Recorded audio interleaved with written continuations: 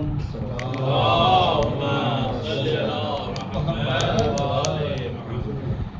سبحان من لا يخفى عليه الاختلاف النية ولا يعذب عنه معصية العباد في الخلوات سبحان الله الذي منه خلقة العباد وإليه المعاد فمن يعمل مثقال ذرة خيرا يره ومن يعمل مثقال ذرة شرا يره نشهد أن لا إله إلا هو العطوف نشهد أن لا إله إلا هو الملك الذي لا يناظر في ملكه ولا يضاد في حكمه يعذب من يشاء بما يشاء كيف يشاء ويرحم من يشاء بما يشاء كيف يشاء تعذيبه المسيئين عدل وعفو تفضل ونشهد أن محمدا سيد المرسلين وخير المبشرين والمنذرين صلى الله عليه وآله الهداة المهديين من ركب سفينته النجاة واهتدى ومن تخلف ضل عنها فضل غرقا صلوات الله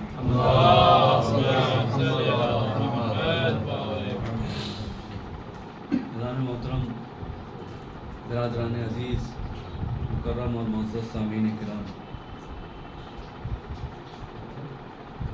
ماہ شعبان المعظم کی آخری ایام ہے.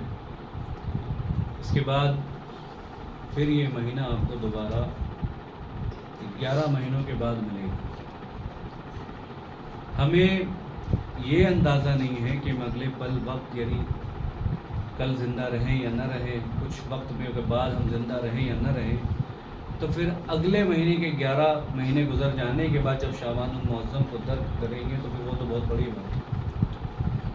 دیکھیے، جتنے اعمال اور جتنے عبادات ان رجب، شعبان اور رمضان کے مہینے میں ہمیں انجام دینے ہیں، شاید ہم اپنے کوتاہی اور کاہلوں کی وجہ سے یا اپنی مصروفیات کی بنیاد پر ہم نے اس طریقے سے اپنے اعمال کو یعنی بہتر طریقے سے انجام نہیں دیا.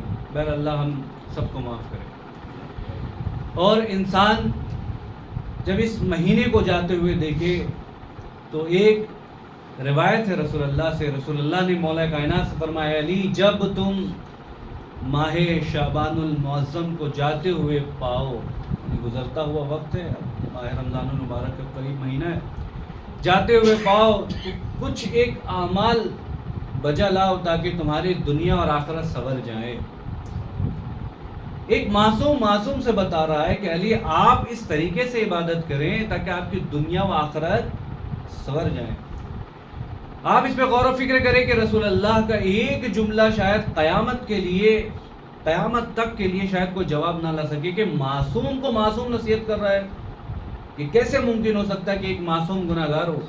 اگر معصوم گناہ گار ہو تو پھر وہ معصوم نہیں ہوتا ہمارے عقیدے کی بنیاد پر. لیکن کہیں نہ کہیں رسول اللہ آنے والی نسلوں کو یہ بتانا چاہ رہے ہیں کہ دیکھو، اگر تم ماہ شعبان کے آخری ایام کو پاؤ تو تم ان میں سے کچھ اعمال بجا لاؤ تاکہ تمہاری دنیا بھی سنور جائے اور آخرت بھی سنور جائے. آپ تاریخ اٹھا کے دیکھ لیجئے کہ وہ اعمال کیسے کیسے، آپ کو دعاؤں کی کتاب بھری پڑی ہے. آپ کو میں فقط ایک واقعے کے ذریعے سے میں اس کتاب کو، اس کی فضیلت کو بتانا چاہتا ہوں. علیکم السلام، صلوات علی محمد و آل محمد.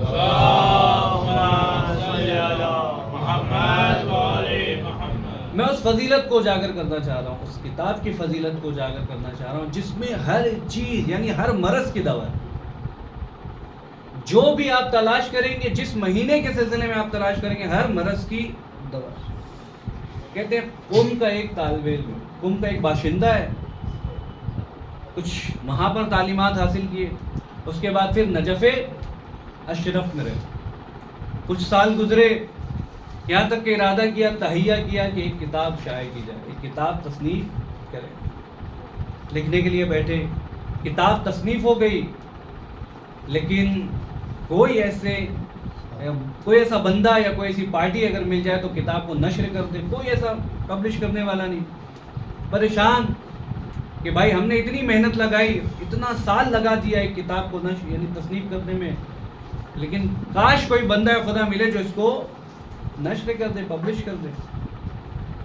وہ کہتے ہیں کہ پروردگارہ میری مدد کر، دعائیں کی، تمام زمانہ سے توسل کیا، رجوع کیا. اس کے بعد عالم یہ ہوا کہ اپنا پیٹ کاٹ کے کچھ پیسے جمع کیے اور اس کے بعد اس کتاب کو پبلش کیا، اللہ نے اس خلوص کا نتیجہ یہ دیا کہ آج عالم تشیع میں سب سے زیادہ قرآن کے بعد جو کتاب یعنی جو کتاب مشہور ہے مفاتیح الجنان، ہر ایک گھر میں آپ کو یہ کتاب مل جائے گی مفاتیح الجنان، کہ جس میں ہر مہینے کی دعا ہے۔ اور شیخ عباس قمی کی یہ نیت دیکھیے کہ انہوں نے کس انداز سے پبلش کیا کہ قرآن کے عظمت کے بعد نہج البلاغہ بھی الحمدللہ ممکن ہے کہ بہت سے گھروں پہ نہ ہو کیونکہ پڑھنے والے بہت کم ہیں، لیکن مفاتیح الجنان کو تو بہرحال سب پڑھتے ہیں کیونکہ اس میں بہت سے فوائد ہیں، بہت سے فائدے ہیں، اسی لیے وہ پڑھتے ہیں۔ دیکھیے عمل بھی دو طریقے کا ہو جاتا ہے، ایک عمل یہ ہے کہ انسان جاننے کے ساتھ ساتھ اس کو وجہ لاتا ہے، یعنی معرفت کے ساتھ وجہ لاتا ہے، ایک وہ ہے کہ جو معرفت کے بغیر وجہ لاتا ہے۔ وہ جو معرفت کے ساتھ انجام دیتا ہے اس کی قبولیت میں 99% انتباہ ہوتا ہے کہ جب میں عمل انجام دے رہا ہوں اور اتنے خلوص کے ساتھ دے رہا ہوں تو ممکن ہے خداوند عالم اس کو قبول کرے۔ لیکن ایک عمل ہے جو بدون معرفت ہے، ممکن ہے کہ وہ قبول کیا جائے یا قبول نہ کیا جائے، لیکن جس کو جاننے کے ساتھ ساتھ انجام دے رہا اس کے اوپر تو یقین ہوتا ہے۔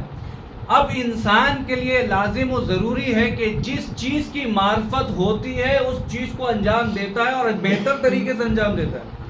تو لہٰذا انسان کے لیے لازم و ضروری ہے کہ جب بھی خداوند عالم کی بارگاہ میں آئے تو ذرہ برابر معرفت کے ساتھ آئے، تاکہ یہ تو اندازہ ہو جائے کہ جس کے لیے نماز پڑھ رہا ہے یا جس کی نماز پڑھ رہا ہے اس کی عظمت کا عالم کیا ہے۔ اگر اس کے بارے میں ہی علم نہیں ہوگا تو پھر انسان عبادت کیسے انجام دے گا؟ ایک صلوات پڑھے محمد و آل محمد۔ اللہم صلی علی محمد و آل محمد۔ کیونکہ پچھلے ہفتے کے خطبے میں نے یہ جملہ عرض کیا تھا، کیونکہ عبادت جب معرفت کے ساتھ ہوتی ہے نا تو پھر اس کو کرنے میں بڑا مزہ آتا ہے۔ ایک انسان معرفت کے ساتھ انجام دے رہا ہے عبادت کو، وہ خدا کو حاضر و ناظر جان کے دے رہا ہے، خضوع و خشنودی کے ساتھ دے رہا ہے، اس کے عمل میں ذرا لذت پیدا ہو جاتی ہے، کیونکہ اس کو معلوم ہے کہ جب وہ نماز کے لیے کھڑا ہوا ہے تو وہ دنیا کے تمام مصیبتوں اور مشکلات سے بالکل منقطع ہو کر خدا کی بارگاہ میں حاضر ہو گیا۔ اب کوئی نہیں ہے جو میرے اور اس کے درمیان رابطے کو توڑ دے، بس خدا ہے اور وہ بندہ ہے۔ قرآن بڑھ کر کہتا ہے فَإِذَا سَأَلَكَ عِبَادِي أَنِّي فَإِنِّي قَرِيبٌ۔ آپ جب خدا بند عالم سے سوال کرتے ہیں، سوال یوں کرتے ہیں کہ اگر کچھ طلب کرتے ہیں تو خدا بند عالم کہتا ہے تم مانگو تو صحیح، میں تم سے زیادہ تم سے قریب ہوں، تم جتنا اپنے آپ کو نہیں جانتے میں اس سے زیادہ تم سے قریب ہوں۔ آپ دیکھیں اس کا کرم دیکھیں، ایگزامپل دے رہا ہوں، شاید اس سے پہلے میں نے دیا، کبھی کبھی ایسا ہوتا ہے کہ بہت تیز طوفان بارش کے ساتھ آتی ہے، ممکن ہے کہ بہت سے گھر تباہ و برباد ہو جاتے ہیں۔ وہ گھر کہ جس کو آپ نے سیمنٹ اور بالو سے مضبوطی کے ساتھ بنایا تھا وہ گھر بھی طوفان کے ذریعے سے تباہ و برباد ہو جاتا ہے۔ لیکن انہی چیزوں میں ایک چیز آپ کو دکھائی دیتی ہے، کبھی کبھی پرندے کے جن کے گھونسلے کو مضبوطی تو بالکل کہا ہی نہیں جا سکتا، وہ اپنے آشیانے جو اپنے درختوں میں تیار کرتے ہیں اور اسی میں رہتے ہیں۔ جب تیز طوفان اور بارش آتی ہے تو وہ پریشان نہیں ہوتے، بالکل پریشان نہیں ہوتے۔ ان کو معلوم ہے کہ جب یہ اینٹ اور سیمنٹ کے بنے ہوئے پتھر کے گھر جب ٹوٹ کر چلے جا رہے ہیں تو ہمارے آشیانے کے اس کی حیثیت اوقات کیا ہے، اس کے سامنے اس کی حیثیت کیا ہے، کچھ بھی نہیں ہے، وہ بالکل مطمئن ہوتے ہیں۔ اور ایسا ہوتا ہے کہ جب ان کے آشیانے اڑ کے چلے جاتے ہیں، تباہ و برباد ہو جاتے ہیں، تو پھر وہ کوشش کرتے ہیں اور دوسرے بار پھر وہ آشیانہ تیار کرتے ہیں۔ لیکن ایک چیز جو ان میں صفت ہے، وہ صفت یہ ہے کہ کبھی کبھی وہ کبھی بھی نہیں ایسا ہوتا ہے کہ خدا کی ناشکری کرتے ہیں، یا وہ یہ گڑگڑا کر کہتے ہیں کہ پروردگارا تو نے میرا آشیانہ توڑ دیا، تو نے میرا گھر توڑ دیا، سب سے کمزور میرا آشیانہ تھا، تو نے میرا گھر توڑ دیا۔ کبھی بھی وہ خدا سے گلا شکوہ نہیں کرتے۔ روایات اور حدیثیں ایسی آپ کو مل جائے گی کہ اس کے بارے میں آپ کو جو اندازہ ہوگا۔ لیکن حضرت انسان کا عالم الگ ہے، حضرت انسان کا عالم الگ ہے، اور یوں ہے کہ جب انسان زیادہ مشکلات میں پڑ جاتا ہو تو کہتا اچھا ہم ہی ملے تھے، اتنا محنت سے گھر بنایا، ابھی تیار ہوا نہیں کہ اوپننگ کیا نہیں کہ طوفان اور بارش آیا، سما سارا گھر بن کے اینٹ پہ ٹوٹ کے تباہ برباد، رو رہا ہے، پیٹ رہا ہے۔ توجہ بھائی، لوگ دنیا والے آؤ دیکھو اللہ نے میرے گھر کے ساتھ کیا کیا، ناشکری۔ جس سے ملاقات ہو رہی اس سے بھائی وہ طوفان کے ذریعے سے میرا گھر ٹوٹ گیا، پھر کسی اور سے ملا اس کے ذریعے بھائی طوفان کے ذریعے سے میرا گھر ٹوٹ گیا، اللہ نے میرا گھر چھوڑ دیا۔ لیکن کچھ مہینے گزرے نہیں تھے کہ اللہ نے ایسا انتظام کر دیا، پھر ایک نیا گھر اس نے لے لیا۔ آپ دیکھیں خدا کی رحمانیت، دیکھیں خدا کی رحمانیت، واقعاً خدا کا لطف دیکھیں۔ وہ کہتا ہے کہ ان تعدوا نعمت اللہ لا تحصوها، تم ہماری نعمتوں کا احاطہ بھی نہیں کر سکتے، ہم نے تم کو نعمتوں میں گھرا رکھا، تم چاہے جتنا ناشکری کر لو لیکن ہم تمہیں دیتے رہیں گے، ہم تمہیں نہیں چھوڑیں گے، تم بلوچ کے مجھے چھوڑ دو لیکن ہم تمہیں نہیں چھوڑیں گے۔ اگر ایک لمحے کے لیے بھی تم میری بارگاہ میں آ کر مجھ سے کہتے پروردگارہ تو مجھے دے دے، تو پھر یاد رکھنا ہم تمہیں تنہا نہیں چھوڑیں گے۔ فرعون جناب موسیٰ سے مقابلہ کر رہا ہے، اللہ کے نبی سے مقابلہ کر رہا ہے، وہ فرعون کے جو یہ کہہ رہا ہے کہ میرے علاوہ کوئی خدا نہیں ہے، جو لوگوں کو بتا رہا ہے جا کے میرے علاوہ کوئی خدا نہیں ہے، اور لوگ اعتقاد اور یقین بھی رکھ رہے ہیں۔ موسیٰ کا پیچھا کر رہا تھا، چلا گیا دریا میں ڈوبنے لگا، موسیٰ کو آواز دی موسیٰ بچا لو، جس خدا کے بارے میں کہو گے اس خدا پر اعتقاد اور یقین رکھ لوں گا۔ تاریخ بتاتی ہے کہ جناب موسیٰ نے توجہ نہیں دی، اولو العزم پیغمبر جناب موسیٰ نے توجہ نہیں دی۔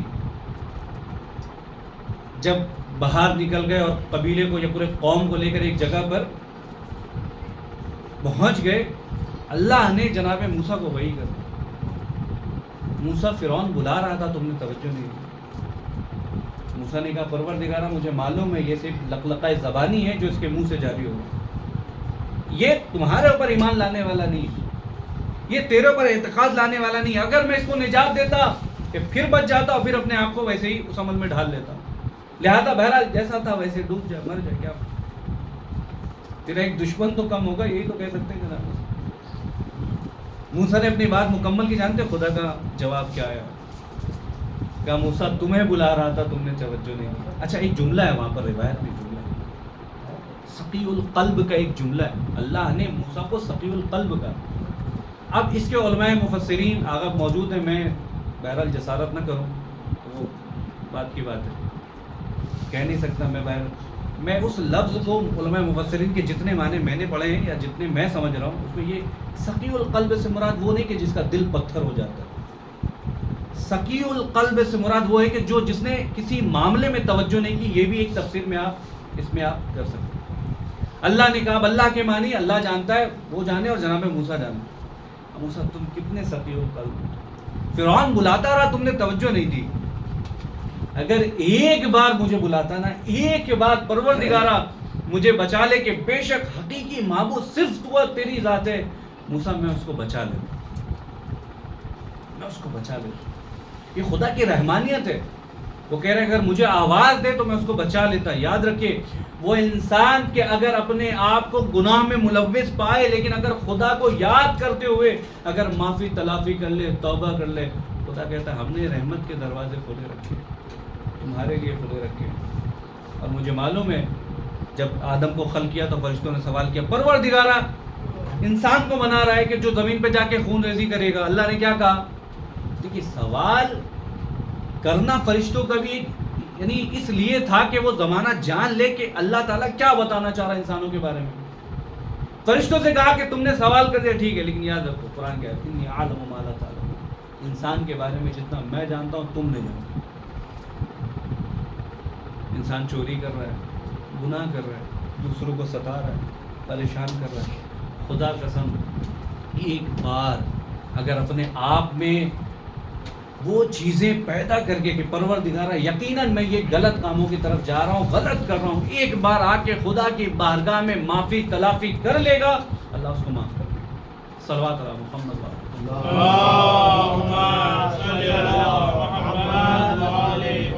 اب یہ جو اتنا مقدمہ میں نے بنایا صرف اس لیے کہ ابھی ماہ رمضان المبارک آنے والا،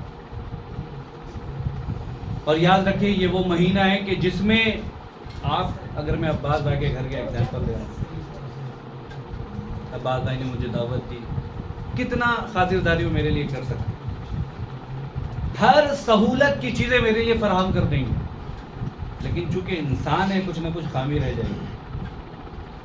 کچھ نہ کچھ تو وہ چیزیں باقی رہ جائیں گی. لیکن اللہ کہتا ہے کہ ماہ رمضان المبارک میرا مہینہ، آپ آؤ میری بارگاہ میں، اور جس کی بہرحال ضیافت خدا بند عالم کرے بھائی اس کا عالم کیا ہوگا. اللہ کہہ رہا ہے مہمان بن کے آؤ، میں تمہاری ضیافت کروں گا، اور یاد رکھنا ایسے کروں گا کہ شاید دنیا میں کوئی ایسی ضیافت نہیں کرتا ہے نا. وہ حدیث آپ نے پڑھی ہے، مولا کائنات فرماتے ہیں کہ جب بھی ماہ رمضان المبارک کا مہینہ قریب آتا تھا تو ہم رسول اللہ کے پاس جاتے تھے اور رسول اللہ سے کہتے تھے کہ یا رسول اللہ اس ماہ رمضان المبارک میں ہمارے لیے واعظ و نصیحت کر دیجیے. مولا کائنات راوی ہیں اس میں.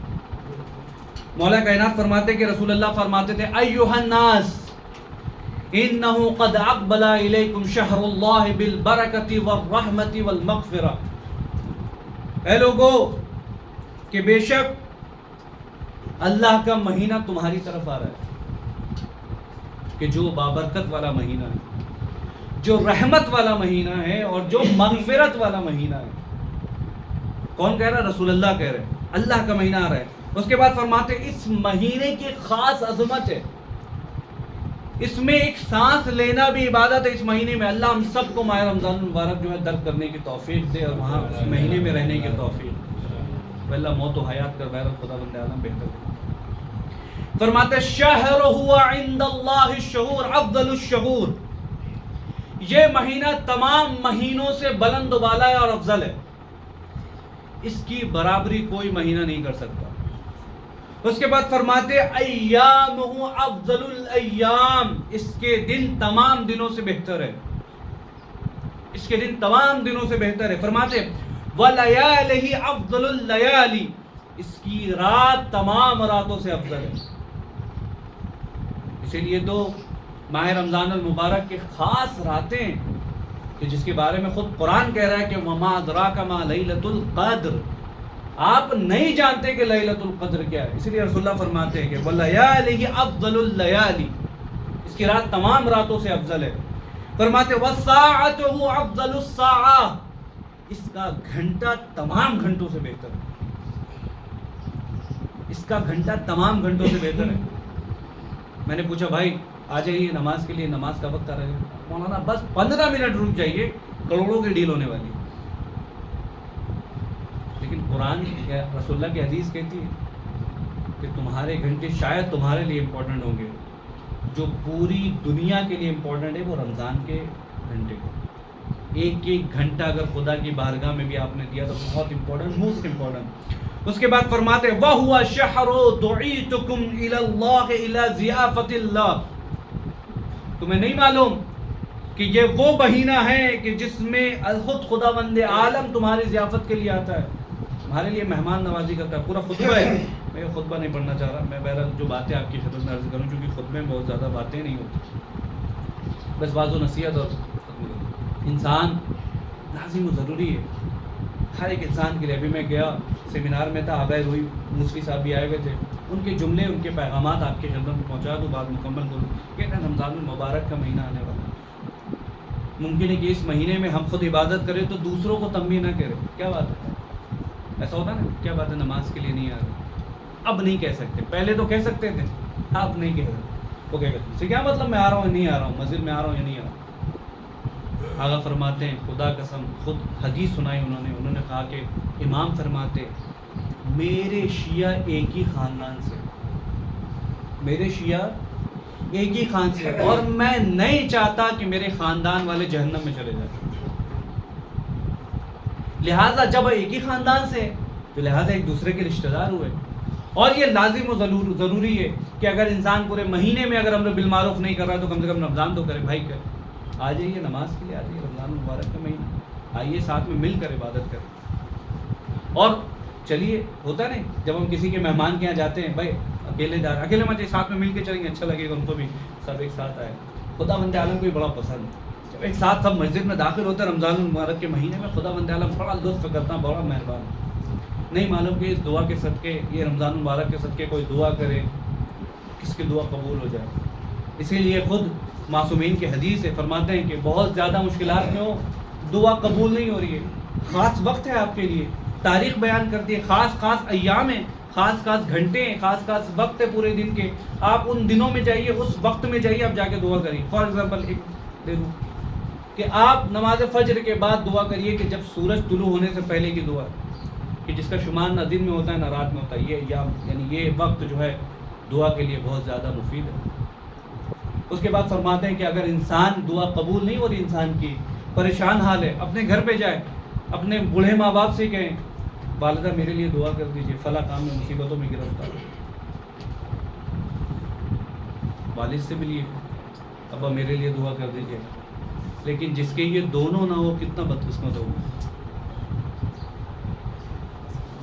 امام فرماتے ہیں قبر پہ چلے جاؤ، ان کے روضے پہ چلے، ان کے مزار پہ چلے جاؤ اور جا کر سورہ فاتحہ پڑھنے کے بعد کہو کہ اماں میرے لیے دعا کرو. ایسا نہیں ہو سکتا کہ وہ آپ کی آواز کو نہیں سن رہی ہیں، سن رہی ہیں. یہ جو مسلسل آپ ان سے رابطے میں رکھ رہے ہیں وہ آپ کے رابطے میں بولو چونکہ جسم کا رشتہ جو ہے ختم ہو گیا. الگ پہلو کی طرف چلا جاؤں گا. جسم کا رشتہ ختم ہو گیا لیکن روح کا رشتہ باقی ہے، روح کے تعلقات باقی ہے. ہماری روح ان کی روح کو دیکھ پاتی ہے، بولو چونکہ ہماری بصیرت ان کی روح کو نہ دیکھ پا رہی ہے. ایک رشتہ قائم ہے. وہ وہاں سے دعا کریں گی، یہاں پر آپ کی مشکلات آسان ہو جائیں گی. کہنے گھر میں چھوٹے چھوٹے بچے ہیں، باوضو کرواؤ، مصلی پہ لے کے آؤ. بچے سمجھدار نہیں ہوتے. بیٹا تم سے رٹا لگو، یعنی رٹوا دیتا ہے نا، بیٹا صرف آمین کہنا، بس آمین کہنا. آپ نے دعا کی پروردگارا ہماری مشکلات کو آسان فرما. بیٹے کو اشارہ کر بیٹا کہو آمین. اللہ کہتا ہے کہ جب وہ بچہ آمین کہتا ہے نا تمہاری دعاؤں پر، تو پھر یہ ممکن نہیں کہ میں تمہاری دعا کو قبول نہ کروں. لہذا کچھ ایسی چیزیں ہیں جو آپ کی دعائیں قبول کی جا سکتی ہے، قبول کرائی جا سکتی ہے. بس آپ کے لیے ضروری ہے کہ آپ اپنے لیے اگر دعا مانگ رہے ہیں، امام فرماتے ہیں اپنے سے پہلے اپنے مومنین کے لیے دعا مانگو، اپنے برادران کے لیے دعا مانگو، اپنے اعز و اقارب کے لیے دعا مانگو، اپنے چاہنے والوں کے لیے دعا مانگو. ان تمام دعا مانگنے کے بعد پھر اپنے لیے مانگو. جیسے کہ امام فرماتے ہیں کہ جب بھی دعا مانگو تو سب سے پہلے بسم اللہ الرحمن الرحیم پڑھ کے خدا کی تعریف کیا کرو. اور یہ ماہ رمضان المبارک دعاؤں والا مہینہ، دعاؤں والا مہینہ. جب کسی بڑے رئیس والے گھر میں جاتے ہیں نا، دعوت جب دی جاتی ہے تو اتنا یقین ہوتا ہے کہ جا رہے ہیں تو بغیر لفافے کے بھیجے گا تو نہیں، کیونکہ بہت پیسے والا ہے. اور کبھی کبھی ایسا بھی ہوتا ہے کہ شاید کچھ بھی نہ دے. لیکن خدا سے تو یہ توقع نہیں کی جا سکتی نا. پروردگار اگر تو کہہ رہا ہے کہ میں تمہاری ضیافت کروں گا، میں مہمان نوازی کروں گا تو میں آ رہا ہوں، لیکن پروردگار خالی نہیں جاتا. بہت سی حاجتیں ایسی ہیں جو میرے دل میں تیری بارگاہ میں آ رہا ہوں، میں تمام کے تمام قبول کروا کے جاؤں گا.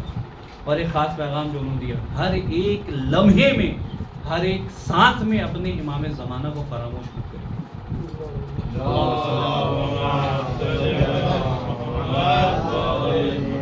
اپنے امام کو فراموش مت کریے. امام وہ غریب ہستی ہے کہ جس کے چاہنے والوں نے خود انہیں چھوڑ رکھا ہے، خود انہیں چھوڑ رکھا ہے. آپ کو معلوم ہے کیا ہوتا ہے؟ فار ایگزامپل وزیر بھائی سے میرے تعلقات خراب ہو گئے. اب میں کہیں بھی جاؤں گا میں کوشش کروں گا کہ یہ میرے سامنے نہ آئے.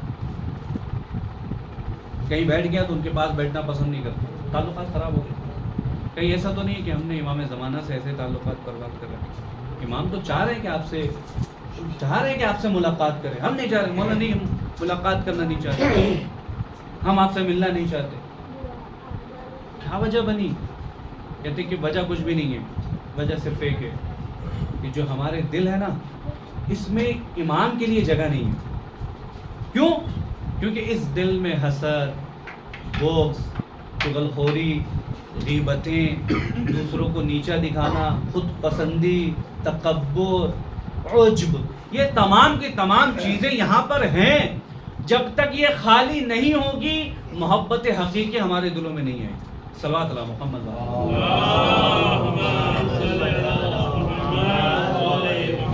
لہذا ان چیزوں کو پہلے یہاں سے نکالیے. امام رجس سے بہت دور ہے اور یہ تمام کی تمام چیزیں رجس میں شامل ہیں. لہذا جہاں رجس ہے وہاں امام کی محبت آپ کے دل. اب لاکھ کہیے میں موسیٰ ہوں، میں موسیٰ نبی اللہ، میں موسیٰ نبی اللہ. لاکھ کہیے آپ تھوڑی ہو جائیں گے. لاکھ نبوت کا دعویٰ کر لیجیے آپ تھوڑی نبی ہو جائیں گے. لاکھ امامت کا دعویٰ کر لیجیے آپ تھوڑی ہو جائیں گے. آپ صرف غلامی کا دعویٰ کریے، غلامی کا، کاش امام اپنی غلامی میں شامل کر لے. یہ غلامی ہی آپ کو امام سے قریب کروا دے گا اور ان چیزوں کو خود بخود نکال دے گا. آپ کوشش تو کریے، مدد امام زمانہ کریں گے. بسم اللہ الرحمن الرحیم. والعصر ان الانسان لفی خسر الا الذین آمنوا وعملوا الصالحات وتواصوا بالحق وتواصوا بالصبر. اللهم صل على محمد وآل محمد. اللهم صل على محمد وآل محمد. اللهم صل على محمد وآل محمد. اعوذ باللہ من الشیطان الرجیم. بسم اللہ الرحمن الرحیم. استغفر اللہ ربی واتوب الیہ. بسم اللہ الرحمن الرحیم. الحمد للہ الذی لا الہ الا هو الحلیم الکریم غافر الذنب وقابل التوب وهو الغفور الرحیم. سبحان من سبقت رحمته وغضب بسط الیدین بالرحمہ. سبحان من لم يكلف نفسا الا دون عصاها وعفى عن السيئات ولم يجاز بها. سبحان من لا يزداد على العباد. سبحان من لا يزداد على معصية العباد الا كرم وجودا وعلى كثرة الذنوب الا عفوا وصفها. نشهد ان لا اله الا هو العطوف على العباد بجوده والعباد على المذنبين بحلمه.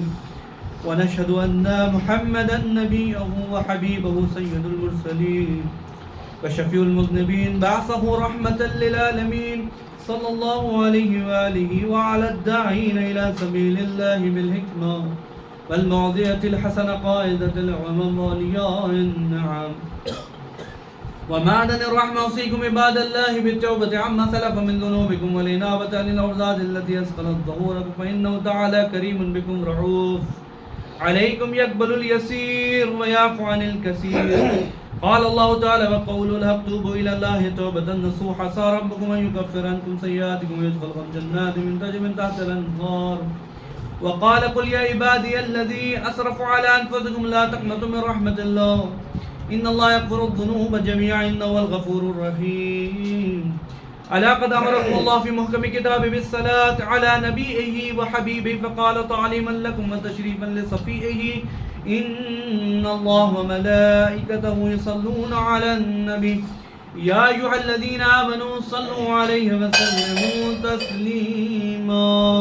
اللهم صل على محمد وآل محمد. اللهم صل على سيد المرسلين وشفيع المذنبين نبينا محمد صلى الله عليه وآله وعلى إمام المسلمين وقائد الغر المحجلين أمير المؤمنين علي بن أبي طالب